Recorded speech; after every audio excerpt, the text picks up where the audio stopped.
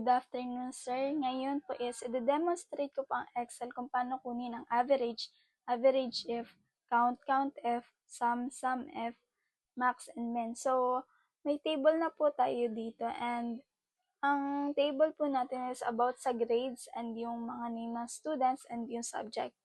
So, ang una po natin kukunin is average. And then, ang kukunin po natin sa average is average of the grades. And then, ang formula po ng average is equals and then average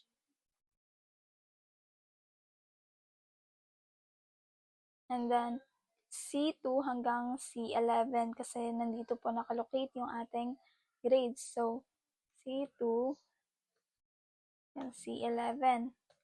So, enter po natin. Ang sagot natin is 89.7. And then, next naman po is average if. So, ang kukunin po natin dito is average of the grades in Gen Bio. So, ang formula po natin dito is equals and then average if. And then, dito po tayo magsisimula sa B2 hanggang B11. And then, quotation, kung ano po yung subject na napili natin is, which is Gen Bio. And then, quotation po ulit, then comma, tas yung grades na po ulit C2 to C11. Close parenthesis, and ang sagot po is 92. And then, next naman po is sum. So, ang kukunin po nating sum is sum of the grades.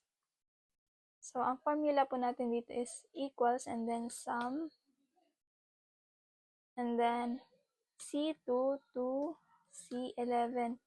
Then, close parenthesis, ang sagot po is 897 and then sa sum if naman po tayo. So, ang lalagay po natin is sum of the grades in Gen Bio. So, ang formula po ng sum if is equals to sum if and then B2 to B11 and then comma, quotation, and yung napili po nating subject which is Gen Bio po ulit.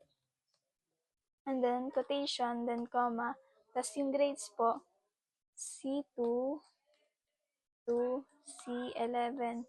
And then close parenthesis and ang sagot po is 276. And then sa count naman po tayo. So, count of the grades. So, ang formula po natin is equals, then count,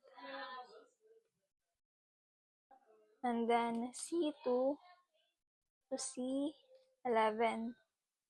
And close parenthesis, ang sagot po is 10. And then, sa count if naman po tayo. So, ang ilalagay po natin is count of the grades in. So, magpapalit po tayo ng subject which is, ang ilalagay po natin is General Mathematics or GenMath. So, ang formula po natin sa COUNTIF is equals, then COUNTIF, and so, B2 to B11, and then comma and quotation kung ano po yung napili natin subject which is General Mathematics. And then quotation and close parenthesis and ang sagot po is 4. So, doon naman po tayo sa max or maximum. So, ang ilalagay po natin is maximum number of the grades. So, ang formula po dito is equals and then max. And then, so, ang lalagay po natin is C2 to C11. And ang answer po is 94. And then sa